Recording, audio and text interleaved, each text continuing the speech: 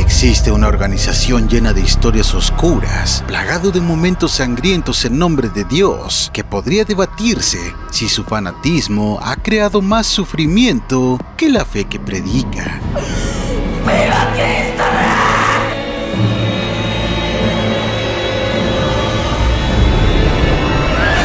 Fundada y creada a base de un hecho sangriento, se ha convertido en una de las organizaciones más poderosas del planeta. Nella Banca Vaticana sono stati riciclati i soldi della mafia. Hoy en día es una realidad que desde el principio del catolicismo usó todo tipo de prácticas para llevar a todos los rincones del mundo la palabra de Dios. El clero que lo escuchaba empezó a gritar una frase que se volvería canto de guerra. Deus vult, Dios lo quiere. Pero uno de los secretos que mejor ha guardado el Vaticano en casi 50 años ha sido la muerte de un papa que a 33 días en el poder, su partida fue con el sello de la casa, por demás misterioso. La muerte por infarto que aludió la Santa Sede sembró dudas y sospechas en la opinión pública que tenía depositadas en el nuevo Papa las esperanzas de un cambio de rumbo en la Iglesia Católica. No puedes dormir, comparte tu insomnio con los misterios de Juan Pablo I.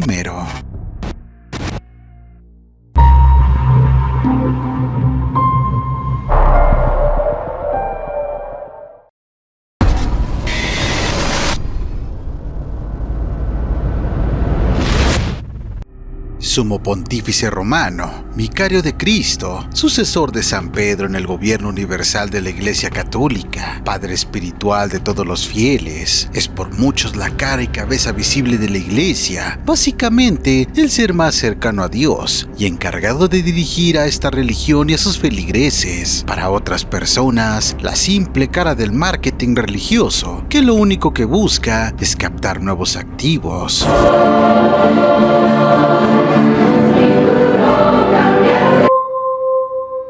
Desde hace siglos la Iglesia Católica se rige por la figura terrenal del Papa. En sus inicios sus pontificados no eran tan largos, pero con el paso del tiempo se fueron adaptando a tal grado que en promedio, en el siglo XX, los papados duraban entre 10 y 15 años. Sin embargo, en 1978 fue un año atípico. La Iglesia en cuestión de meses tuvo 3 pontificados. Sono al loro posto. Devo cercare di servire la Chiesa. Spero che mi aiuterete con le vostre preghiere. El 6 de agosto de 1978, a la edad de 81 años, el Papa Pablo VI falleció terminando con un papado de 15 años y 46 días. En el proceso por buscar a su sucesor, la Iglesia Católica empezó con sus rituales de selección del nuevo pontífice. Sin embargo, desde ahí las cosas no pintaron nada bien. Según relataron los más cercanos a Juan Pablo I, este bajo su nombre secular de Albino Luciani no quería participar por el puesto e incluso amagó con renunciar al cargo si es que lo seleccionaban, aunque tras la decisión de los cardenales porque fuera él el nuevo sumo pontífice, este se sintió presionado y terminó aceptando el papado. Lejos de pretender el máximo cargo de la Iglesia Católica, el cardenal Luciani se mantuvo al margen de las discusiones secretas de los cardenales. Su única pretensión era terminar cuanto antes el cónclave y regresar a su casa.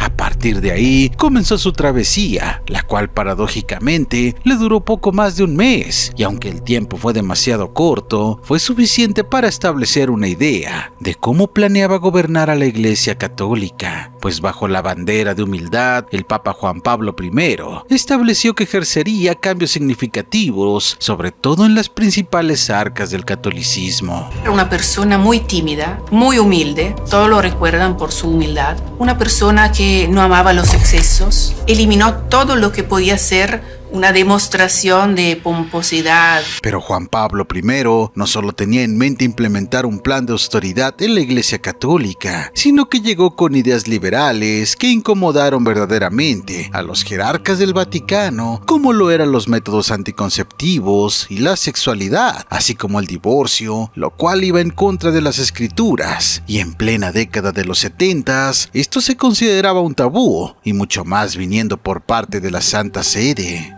no toleraron la política liberal del nuevo Papa con respecto a temas como los métodos anticonceptivos y el divorcio, y orquestaron un operativo de encubrimiento que implicó la manipulación de la opinión pública. La madrugada del 28 de septiembre de 1978, a la corta edad de 66 años y tras apenas 33 días de papado, Juan Pablo I falleció en su habitación en el Vaticano. La versión oficial dice que falleció de un infarto en su cama a las 11 de la noche y que fue encontrado por su secretario personal. Sin embargo, desde el primer instante empezaron las mentiras. La versión oficial es que fue encontrado por su secretario personal, pero no pasó mucho tiempo para que se revelara que realmente fue una de las mujeres dedicadas al aseo del recinto quien se dio cuenta que el Papa no había despertado como cada mañana para iniciar sus actividades. Al parecer fue encontrado por una religiosa que hacía la labor doméstica. Porque la iglesia intentó ocultar quién lo había encontrado sin vida. Aparentemente, buscaban no darle entrada a especulaciones sobre qué hacía una mujer a solas con el Papa. El Vaticano prefirió dar otra versión, una versión más limpia. Mejor que un Papa sea encontrado muerto por su secretario, un hombre, que por una mujer. Encontrándolo una mujer significaba que la mujer podía entrar y salir en el cuarto de un pontífice. Eso no estaba bien, según el Vaticano. Otra de las cosas que más se le cuestiona a la iglesia hasta el día de hoy fue cómo determinó el médico que se trató de un infarto fulminante, si solo vio su cuerpo. Es decir, no le realizaron estudios médicos y por órdenes de la Santa Sede tampoco se permitió que se le realizara una autopsia para determinar la verdadera causa de su muerte. El diagnóstico del doctor arrojó como resultado un infarto agudo de miocardio, una conclusión a la que es imposible arribar a simple vista. El misterio que rodea la muerte del Papa empieza por algo tan simple como que al ser elegido, el Vaticano por protocolo le mandó a hacer un chequeo médico para tener un informe sobre su salud, y en él se arrojaron resultados favorables que indicaban que Juan Pablo I gozaba de salud plena sin complicaciones, y al durar solo 33 días en el cargo, quiere decir que dicho reporte médico estaba actualizado. Un chequeo médico al que Albino Luciani se había sometido antes del cónclave que lo designó como sucesor de Paulo VI también arrojó resultados óptimos sobre su salud. Pero ¿por qué la iglesia misma se encargaría de quitar del camino a su propio representante de Dios en la tierra? Las iniciativas que Juan Pablo I tenía no solo se quedaron en idea, pues pese a que apenas ejerció el cargo durante poco más de un mes, ya había iniciado con los trámites para reformar las finanzas vaticanas. Era un gran reformista que quería intervenir la banca vaticana. Quería reformar las cuentas de la iglesia y que esto podría haber sido la causa de su prematura muerte. En pleno 1978, todos los secretos oscuros como el lavado de dinero para cárteles y mafias, la pederastía y todos los malos manejos internos no eran ni siquiera una suposición, era algo que se creía imposible, y se dice que Juan Pablo I o la descubrió o estaba a punto de hacerlo, y por ello fue necesario silenciarlo para siempre. Hoy sí sabemos que hay casos de corrupción dentro del Banco del Vaticano. Así que la idea de que en realidad fue asesinado porque quizá quería descubrir esa red de corrupción dentro del banco no es tan loca. En el último día de su vida, el Papa Juan Pablo I ya había tomado las primeras decisiones de cómo cambiaría el Banco Vaticano, y de hecho se sabe que se fue a dormir con unos documentos con planes que echaría a andar inmediatamente, los cuales fueron encontrados junto a su cadáver. Un día antes de ser encontrado muerto, Juan Pablo I ya había tomado varias decisiones que cambiarían radicalmente la política económica del Vaticano. De pronto, en algún momento antes de las 5 de la mañana, murió instantáneamente y sin dolor. Él había aparecido, al parecer, plácidamente dormido sobre las hojas en las que seguía trabajando en el momento de la muerte. Periodistas de la época han asegurado que no solo existió manipulación por parte del Vaticano en todo este caso, sino que incluso hubo sobornos para silenciar televisoras y medios de comunicación. La cereza del pastel fue la repentina muerte de uno de los testigos claves en el caso. Y sostienen que el posterior suicidio de uno de los sospechosos también avala la teoría del asesinato del Papa. Las teorías sobre quién mató al Papa siguen surgiendo hasta el día de hoy, pero una de las más completas apunta directamente a la mafia italiana, ya que Juan Pablo I, antes de morir, recabó pruebas irrefutables de estafas en las que la Iglesia Católica se había involucrado directamente con banqueros ligados a la mafia. El arzobispo Paul Marcinkus, director del Banco del Vaticano, decidió vender la Banca Católica Veneto. El beneficiario fue su director, Roberto Cal, un banquero de incierta reputación. No en vano, con todos estos descubrimientos, la propia Iglesia llegó a promover la idea de que el Papa Juan Pablo I era incluso el que estaba relacionado a la mafia italiana y a los masones. Podría haber tenido contactos con la mafia italoamericana y también con personas que hacían parte de la masonería. Tras la muerte del Papa, la Iglesia Católica actuó de manera inmediata para borrar todo rastro que pudiera guiar una investigación sobre un supuesto asesinato, pues se sabe que de inmediato se dio la orden de limpiar los aposentos papales, quitando incluso los medicamentos rutinarios que tomaba Juan Pablo I, así como embalsamarlo ese mismo día para evitar que se le realizara una autopsia, por lo que la teoría del envenenamiento sigue siendo la más probable al día de hoy. El cardenal Jean Villot impuso voto de silencio a los miembros del servicio papal, dispuso que embalsamaran el cadáver de Luciani con asombrosa velocidad, sabiendo que en un cuerpo embalsamado desaparece cualquier sustancia extraña que hubiera provocado la muerte.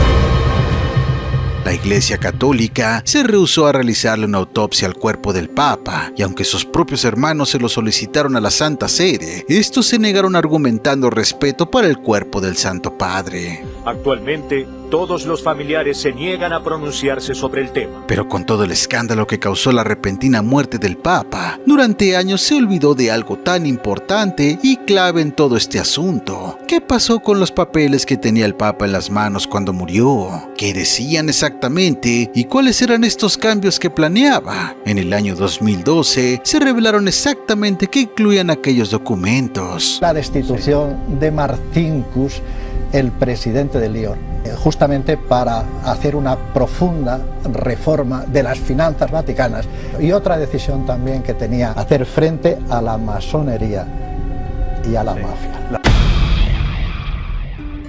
Parece ser que a estas alturas, a casi 50 años de su muerte, algunas dudas empiezan a descifrarse. Está claro que el Papa se enteró de la mafia que existía con el Banco Ambrosiano y cómo el Vaticano fungía como una especie de paraíso fiscal, por el cual circulaban enormes cantidades de dinero a costa de la Iglesia, y su plan era acabar con toda esa corrupción. Lamentablemente, no le permitieron llevar a cabo su propósito, pero lo más oscuro de todo este asunto no es la muerte del Papa Juan Pablo I, sino la llegada del siguiente, un personaje que se convirtió en una figura importantísima para la Iglesia. Su carisma lo llevó muy lejos y hoy en día inmortalizado como un santo. Detrás de todo su reinado como Juan Pablo II se esconde no solo el encubrimiento de su antecesor, sino de toda la maldad de la Iglesia, dejando las cosas tal y como se venían haciendo, cubriendo pederastías y enalteciendo al catolicismo con una mano, mientras que con la otra se convirtió en el máximo encubridor de toda la muchedumbre que años después terminó saliendo a la luz. Maciel. Juan Pablo II y Maciel tuvieron una relación muy estrecha. Pero el padre Maciel y Juan Pablo II son temas ya para otro video en el que no puedas dormir y estés dispuesto a compartir tu insomnio con nosotros. Juan Pablo II tuvo a su disposición todos los cambios que pensaba realizar su antecesor. Sin embargo, no fue realizada ni una sola de las reformas que proyectaba Juan Pablo I. Jean Villot fue confirmado como secretario de Estado. Paul Marcinkus fue ascendido como arzobispo y siguió controlando el Banco del Vaticano. Todo permaneció como antes.